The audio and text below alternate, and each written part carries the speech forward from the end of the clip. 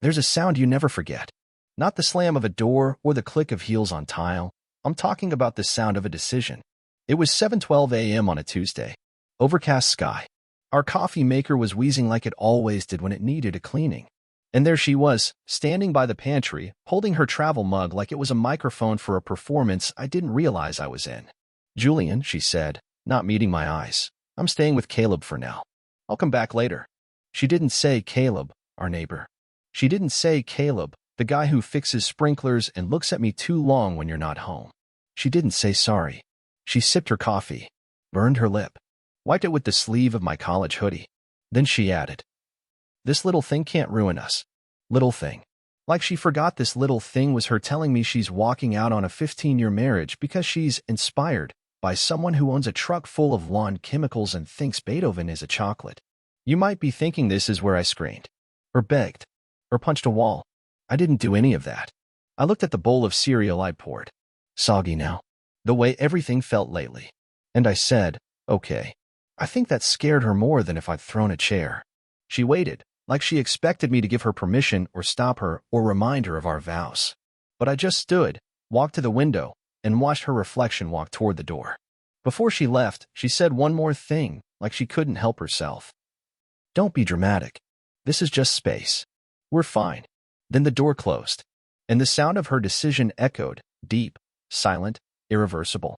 Let me rewind just a bit. My name's Julian. I'm 41. I work as a freelance layout designer for textbooks no one reads until midterms. Our home is in Columbia, Missouri. Not exactly a hotbed of scandal, but here I am, right? My wife's name is Serena. Yes, with an S. Her mother thought it sounded more literary. She's a yoga instructor turned life coach. Says she helps women rediscover their feminine power through retreats, essential oils, and text messages like "drink water and destroy your doubts today, sweat droplets dizzy dot." I loved her once. No, I still love her, and that's the worst part.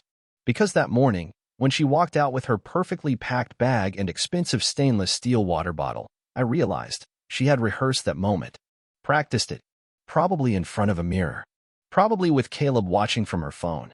And I, her loyal, quiet husband who alphabetizes the spice rack, was just one of the props in her new, authentic life. So what did I do? I didn't follow her. I didn't call her. I didn't change the locks. But I did start changing something else. I made a folder. Not out of spite. Out of clarity. Inside it, I saved screenshots of her coaching client Zoom sessions at 11 p.m. when she thought I was asleep. A strange Venmo payment labeled Sweat and Spark $670. An email from Caleb's landscaping business offering after-dark wellness packages for select clients. Guess who? I even found an old note from Serena tucked behind one of our cookbooks. It said, "I feel like I'm dying in here. He's too nice. Too quiet. I need oxygen." I was too nice. Too quiet. So I started recording. Not audio, but moments. I stopped answering her mother's calls. I skipped the Sunday brunches with friends who always sided with her. I let the plants die. I didn't refill the Brita. And I took one more step, something Serena never expected. I listed the house. Quietly. Legally. Without drama. And when she finally came back, a week later, smiling like nothing happened and saying, "Let's not make this bigger than it is," she walked through the front door. And stopped cold. Because the furniture was gone. The walls bare. The floor echoed under her designer boots. And taped to the kitchen counter was a single envelope. Her name. My handwriting. Inside, just 3 words. This was ours. She collapsed. Right there on the hardwood we picked out together. But I didn't watch her fall. I wasn't there. I was already gone. The hardest part wasn't listing the house. It wasn't even driving away with the last box in the trunk, passing neighbors who waved without knowing they'd never see me again. No, the hardest part was silence. Not hers, mine. Silence is heavy. You can carry it for years without noticing, but the moment you set it down, the noise of truth becomes deafening. After I walked away, I didn't tell anyone.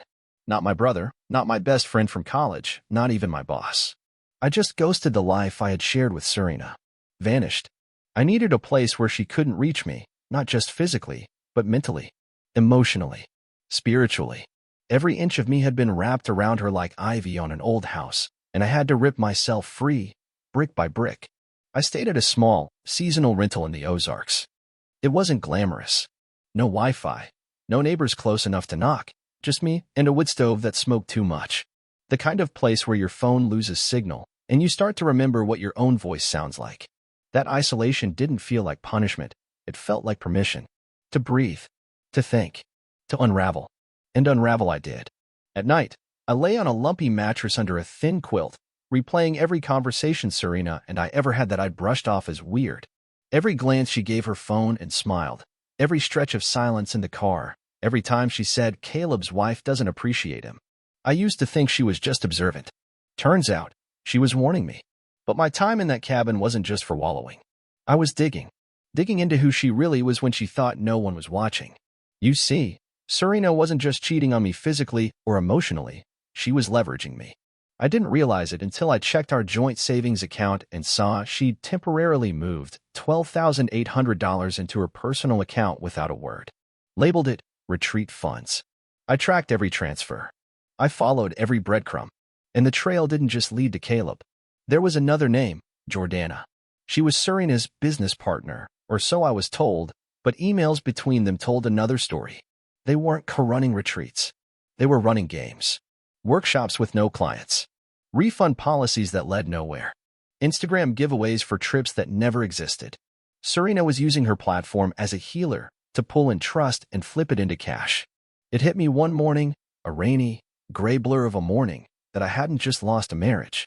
I'd been part of something rotten. She wasn't a woman in search of freedom. She was a woman who mistook manipulation for growth. And I'd been her silent investor.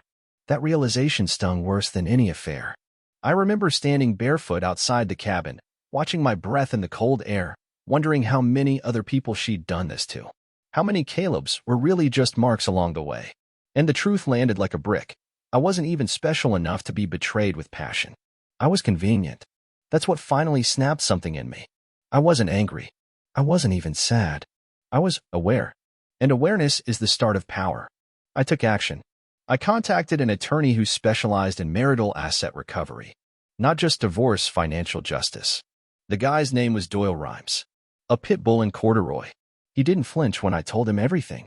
In fact, he said, "You're about the fourth guy this month with a soulful entrepreneur, wife bleeding him dry." Together, we started mapping a quiet legal counteroffensive. Serena had no idea. She was still off with Caleb, probably reading tarot cards and calling it therapy, while I was compiling documentation for a case that would freeze the account she thought she'd emptied into safely. Her comeback plan? Crushed before she even returned. But I wasn't done. Because one night, a message came through from a number I didn't recognize. Just 3 words. "Coming home tomorrow." No punctuation. No apology. That was the moment I decided to leave something behind. A message. Not angry. Not loud. Just final. The house she would step into wouldn't be the one she left. The kitchen would be gutted. The walls stripped. The bedroom empty, save for one envelope and something she never expected to see again. And when she walked through that door, her boots echoing on bare floors, expecting warmth or forgiveness or a quiet husband waiting. She saw it all, and she collapsed. Right there. But not from grief. From fear. Because what I'd done wasn't about revenge. It was about letting her see, for the first time, the exact size of the emptiness she'd created and realizing it belonged to her now. All of it. Serena always thought she was the one holding the pen, the author of our story, the one who set the rhythm and tone. And maybe, for a long time, she was. I had let her write chapters where I was the passive character, the side note, the man who stayed in the background while she bloomed. But the moment she walked out and handed me that absurd line, "This little thing can't ruin us," I realized something. I was no longer in her book. I had started writing my own. The envelope I left wasn't dramatic. No drawn-out letter, no accusations. Just one typed page on heavy paper, the kind you'd use for wedding vows or legal notices. At the top, a simple title. Inventory of our truth. Below it, line by line, were details. The date she first stayed overnight at Caleb's, recorded by the Nest camera she forgot I had linked to my phone. The $12,800 in unauthorized transfers. The forged signature on a withdrawal slip I reported but never questioned until now. The guest speaker booking for her retreat in Asheville, which never happened, but which billed 6 attendees over $1,200 each. And most damning of all, a notarized declaration from her own assistant, who quietly sent me screenshots showing that Serena planned her space with Caleb months before she ever confessed. At the bottom of the page was a short message. Not angry, just exact. I loved you through your lies. Now I love myself through your silence. No threats. No insults. No begging. I didn't need her reaction, but I still saw it, thanks to the camera I left active, hidden in the hallway smoke detector. It wasn't revenge. It was closure. Closure in real time. She entered the house with a duffel bag and a smile that said, "I'm back. Everything's going to be fine." But the second she saw the stripped-down room, the blank shelves, and the white envelope taped dead center on the kitchen counter, that smile died fast. She opened it, and she read every word. And then her knees buckled. Literally. She leaned against the fridge, breathing fast, eyes wide. Panic. Not guilt. Not sadness. Fear. Then came the phone calls. First to me. I let it ring. Then to my brother. Then to Caleb, that one went a voicemail to. Finally, she tried Jordana.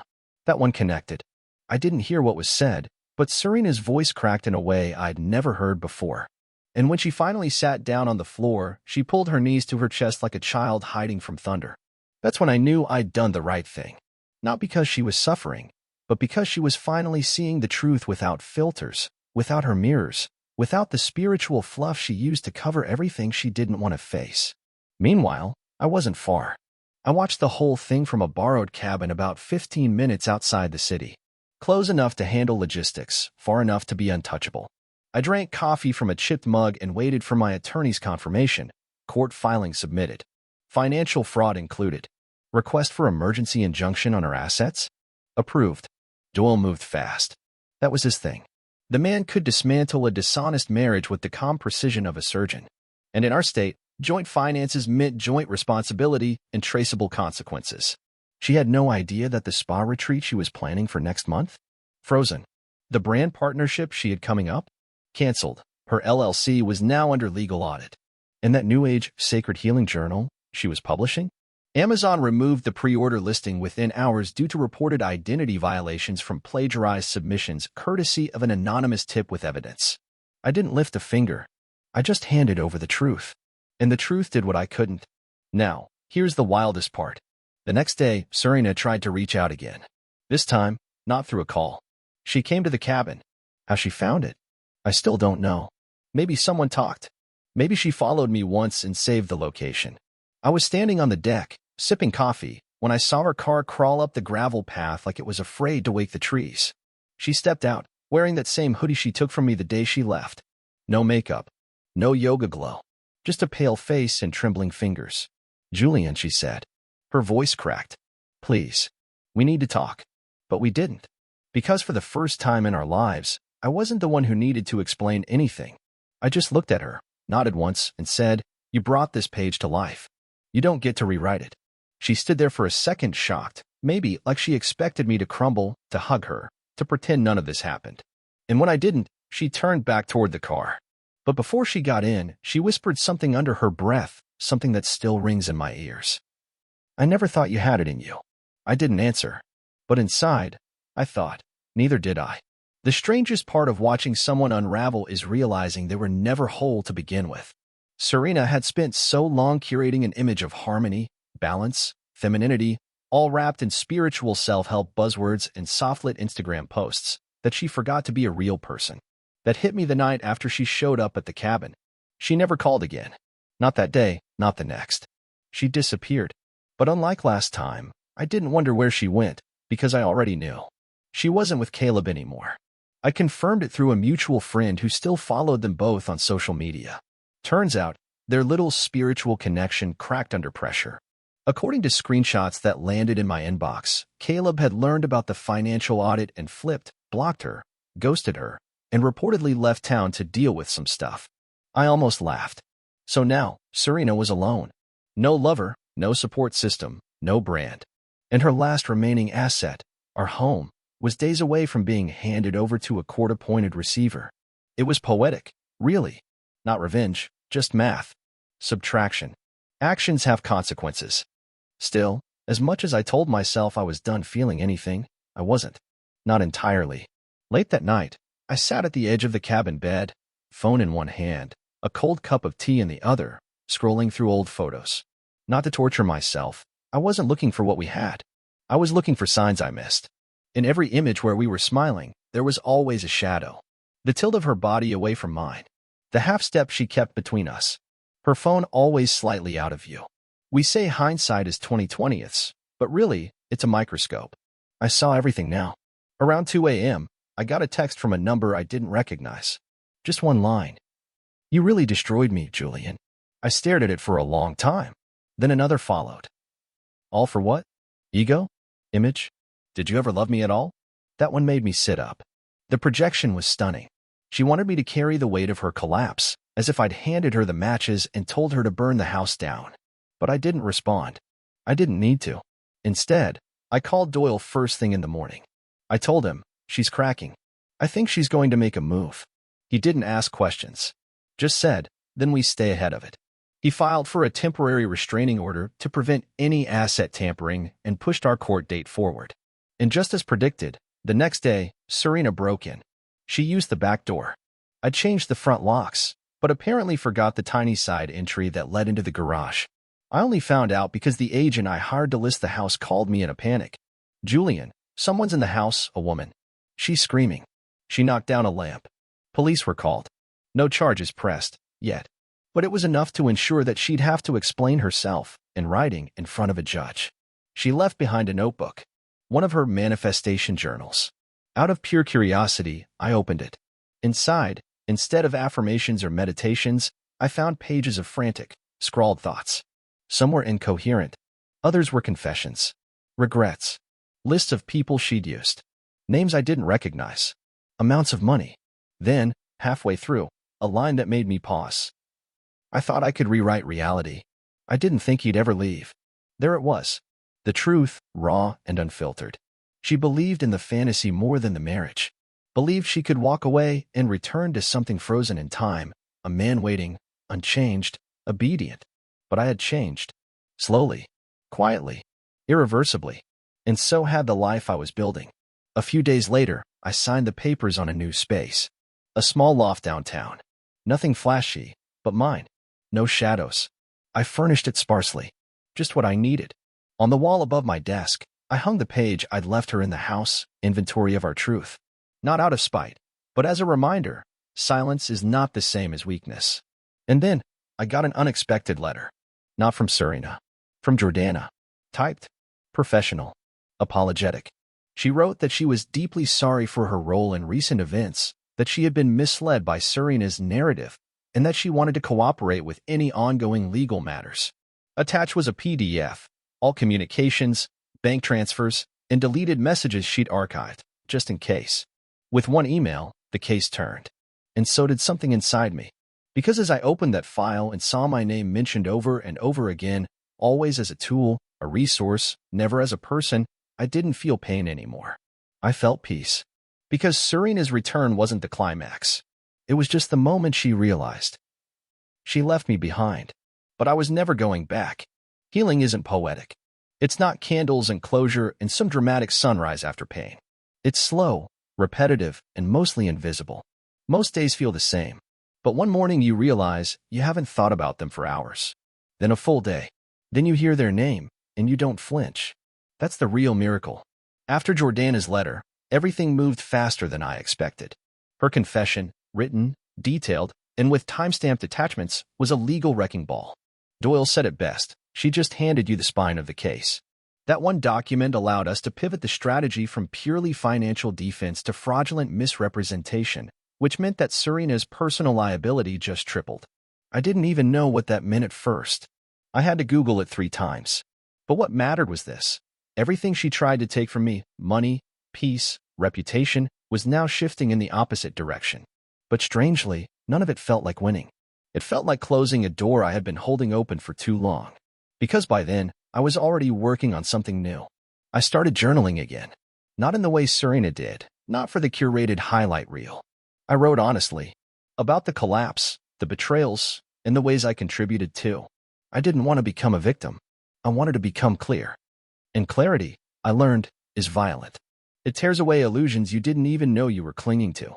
I realized I had made Serena the center of my identity for over a decade. Not just as a wife, but as a lighthouse. I let her mood steer my course. If she was calm, I felt okay. If she was cold, I questioned myself. And somewhere along the way, I started mistaking peace for passivity. That was over. I started going to a tiny boxing gym not far from my loft. Nothing serious. Just movement. Grit. Real people who didn't care about my backstory or my divorce. I didn't even tell them my name at first. They just called me Tall Guy. And then one day, I got a call from my former college professor. A guy I hadn't spoken to in years. He'd heard through someone that I was freelancing again and asked if I wanted to help restructure the design curriculum for an online course platform. I said yes. That same week, I signed my first solo contract. I wasn't just rebuilding. I was reinventing. Meanwhile, Serena had gone quiet. Publicly, at least. Her social accounts vanished. Her podcast episodes were pulled. Her coaching collective was now listed as on indefinite hiatus. Her name was removed from 3 brand partnerships. One of them even publicly stated they'd been misled about her credentials and had zero tolerance for deceptive conduct. It wasn't me. I didn't push any of it. I didn't need to.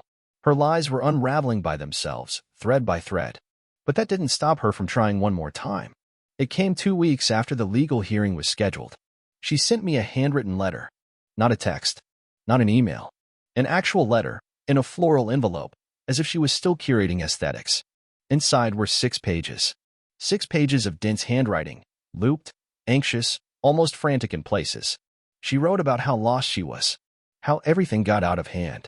She talked about Caleb, how he wasn't what I thought, and how she never felt safe with him. She mentioned her business collapse, her friends leaving, the silence that followed. But what stood out most wasn't what she wrote. It was what she asked. Can we go back to who we were before it broke? That sentence hit me. Not because I considered it. Not because I still wanted her. But because it revealed the deepest truth. She still didn't get it. There was no version of us that hadn't already been cracked. The illusion of safety. The performance of loyalty. All of it had been built on her ability to rewrite the truth in real time, to convince both of us that a broken frame could hold weight. But I had seen the fracture. I had lived it. And no amount of nostalgia or poetic handwriting could undo that. I didn't respond. Not with words. Instead, I filed the letter away, not to use against her, not to document anything, but as a personal record of the final moment she tried to rewrite the ending. Because I had already written mine. It wasn't loud. It wasn't flashy. But it was real. And this time, it was mine. There's something surreal about watching someone try to return to a version of reality that no longer exists. It's like watching an actor step onto a stage after the play has ended, the lights are down, the audience is gone, and still, they perform. That's what Serena's letter felt like. Like she was performing for a version of me that hadn't survived the wreckage. I didn't reply. Not because I wanted to punish her. I was done with punishment.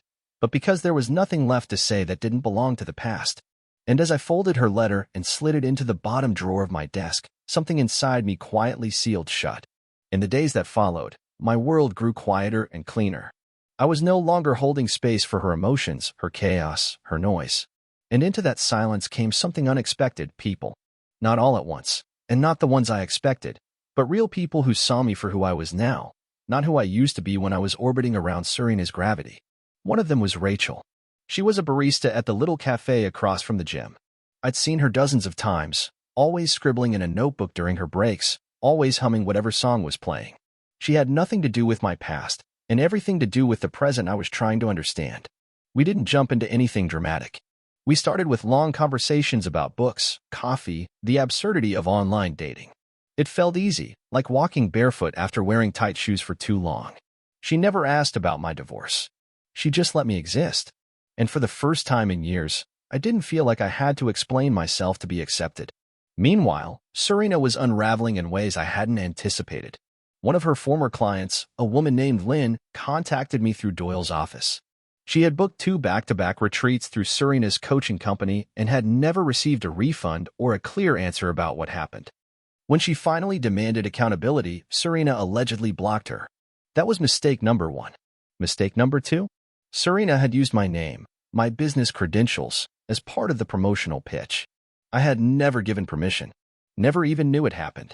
But there it was, in black and white, designed in collaboration with Julian, creative strategist. When Doyle saw it, he smiled grimly. Now it's personal, he said. We added another layer to the case, unauthorized use of identity for commercial gain. I didn't even have to testify. Just signed a statement and let Doyle do the rest.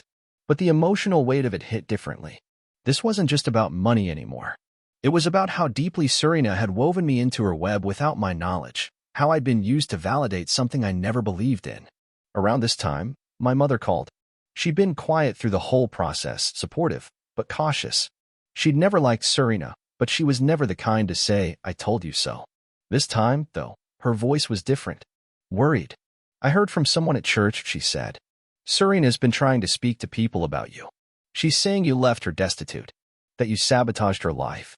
It was like a punch I didn't see coming. Not because I cared what Serena thought, but because of how desperate it sounded. The same woman who left with calm confidence, who stood at my kitchen counter and said, "Don't be dramatic," was now painting herself as the abandoned victim in a story she authored. I didn't respond publicly. I didn't post anything. But I did something better. I held a conversation. A private one. With Lynn, with Jordana, and with two other women who came forward after the legal filings became public record.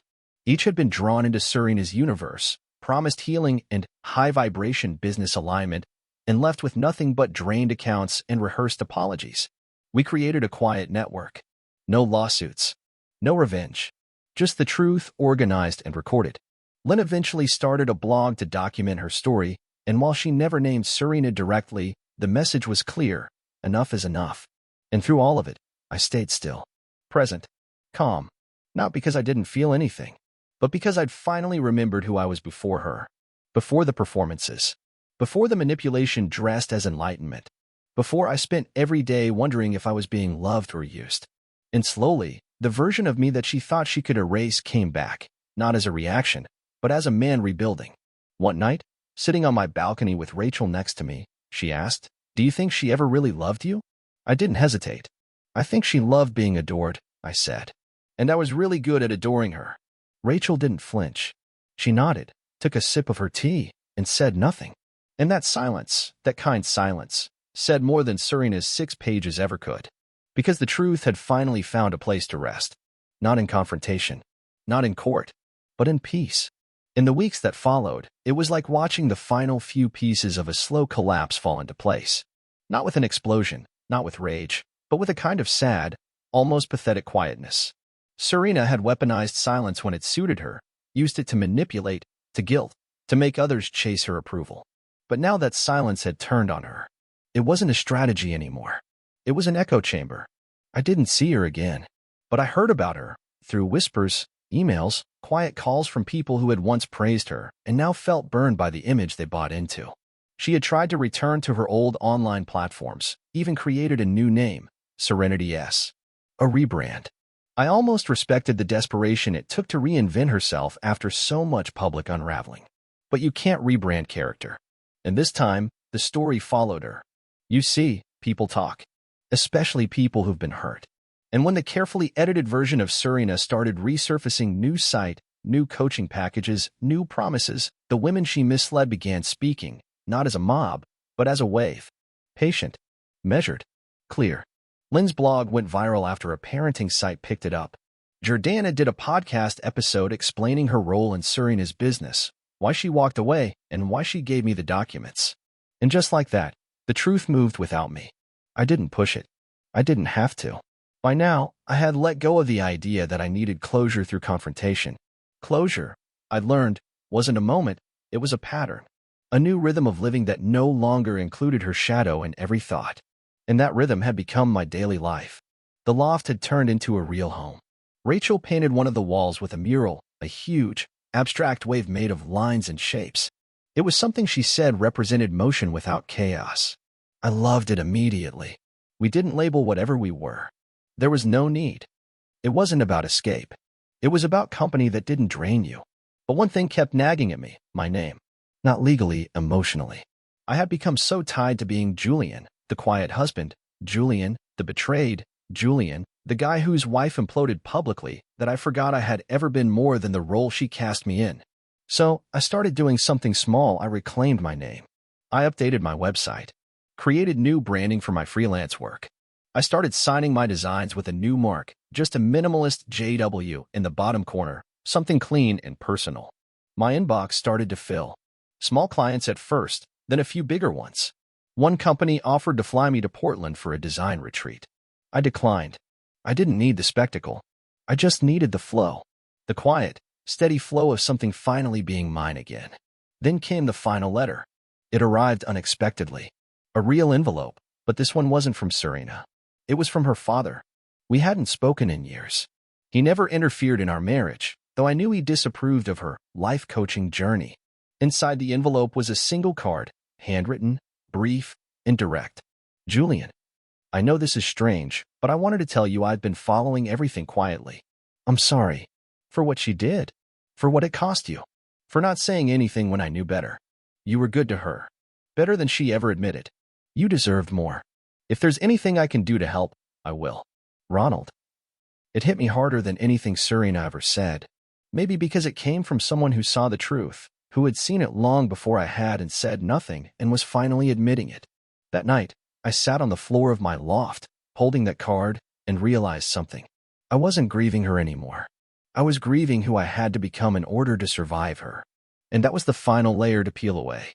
So I made a decision. Not a dramatic one. Just a clean, final step. I took everything, the court filings, the emails, the screenshots, the letters, and placed them in a sealed box. I wrote "closed" across the front and slid it into the back of my closet. Not because I was in denial, but because it didn't belong in my daily life anymore. It was part of my past, and my past wasn't my prison. The next morning, I met Rachel at the cafe. We sat at our usual table near the window. I didn't tell her about the letter. I didn't need to. She looked at me and smiled in that way that people smile when they see you breathing differently. Lighter. You seem quiet today, she said. I nodded. I think that's the point. And then we just sat. No lessons. No drama. Just sunlight through the glass. In peace I didn't have to explain. 6 months passed. Not rushed. Not blurred. Just quietly unfolded, like a book I didn't think I'd ever get to finish reading. For the first time in years, I felt like I was actually living my life, not reacting to someone else's, not trying to hold things together that had long since fallen apart. I was sleeping better, working better, laughing at things without analyzing why. That's when you know you've healed, not when the pain vanishes, but when it no longer defines the shape of your day. Serena was no longer a ghost in my world. She became what she always should have been, a closed chapter. Not forgotten. Just complete. I didn't wonder what she was doing, where she was, who she was trying to be now. I genuinely didn't care. And it wasn't cold, it was clean. The kind of detachment that comes with peace, not spite. The legal proceedings were finalized in early spring. The judge ruled in our favor. Restitution was ordered, nothing extravagant, but enough to make a point. Enough to make it clear that what she did had consequences. She didn't appear in court that final day. Sent her lawyer instead. That felt fitting. She couldn't even face the stories she wrote to the end. After the hearing, I walked out into the warm afternoon air. Joel clapped me on the back. You're free, he said simply. And I was. I stood on the sidewalk for a long time, just breathing, watching people go by, feeling sunlight on my face. No grand celebrations, no revenge speeches, no dramatic declarations, just a man who survived what should have broken him, and didn't. Rachel met me later that evening. She brought me a small cake, chocolate, my favorite, and a card that read, "To endings that make space for beginnings." We didn't toast. We didn't even talk much about the case. We just sat on my balcony, feet up on the railing, watching the city soften into dusk. Her hand found mine halfway through the silence. No tension. No weight. I didn't know what we were. I didn't need to. We were something better than labels. We were safe. And when you've spent years being manipulated, gaslit, erased, that kind of safety is everything. 1 week later, I took a walk through the neighborhood where I used to live with Serena. I hadn't been back since the day I left. The house had already been sold, new owners, fresh paint, unfamiliar cars in the driveway. I didn't stop, didn't stare. I just walked past, slowly, and let myself feel nothing. Because that's what healing does. It replaces reaction with release. On my way home, I passed a small bookstore and saw something in the window, a framed quote on a weathered sign. You don't owe anyone the version of yourself that survived them. I smiled. Because that version, the one who clung to peace to keep from drowning, who confused patience with self-sacrifice, that man was gone. And the one who stood in his place? He didn't wait for closure. He created it. Back at the loft, I opened my laptop and looked at the blank page of a new design project I had put off for weeks. Then, for the first time in a long time, I didn't feel stuck. I didn't hear her voice in my head questioning me, doubting me, shrinking me. I just began, line by line, shape by shape, a life that finally belonged to me. And this time, I was the only author.